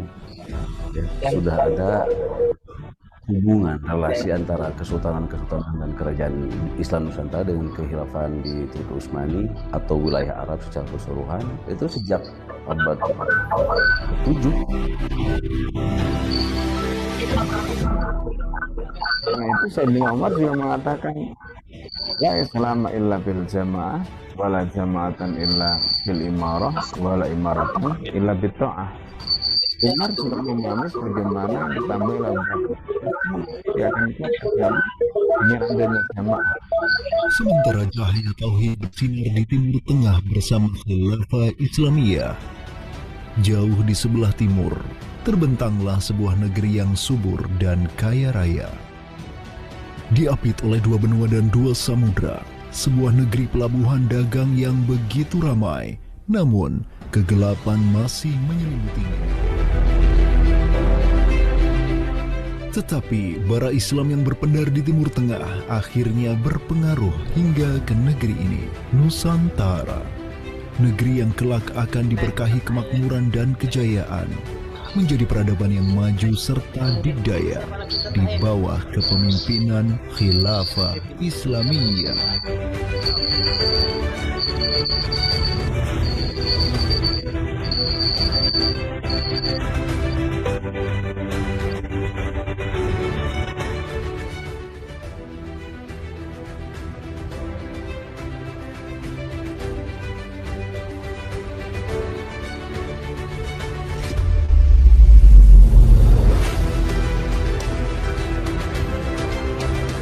Tahun 1568, 15.000 Ghazi Aceh, 400 Janissaris Utsmaniyah, dan 200 meriam monster menghancurkan armada Portugis di Malaka di bawah pimpinan Sultan Alauddin Riayat Shah Al-Qahar. Ada satu daerah di kawasan Bandar Aceh ini, Bandar Aceh Darussalam itu Kampung Bitai. Itu tempat para tentara-tentara Turki syahid, kemudian dimakamkan di Bitai. Mungkin kita melihat juga dari segi numismatik atau mata uangnya, banyak sekali dirham-dirham Turki Utsmani kita temukan di sini.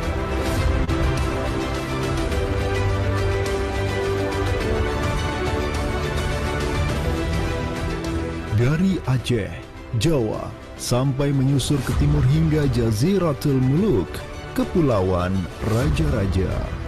Inilah jejak khilafah di Nusantara.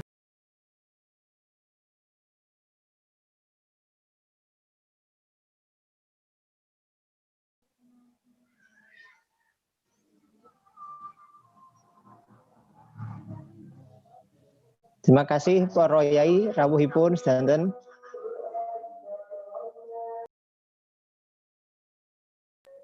Mohon izin pamit dulu. Sudah adzan di Brebes.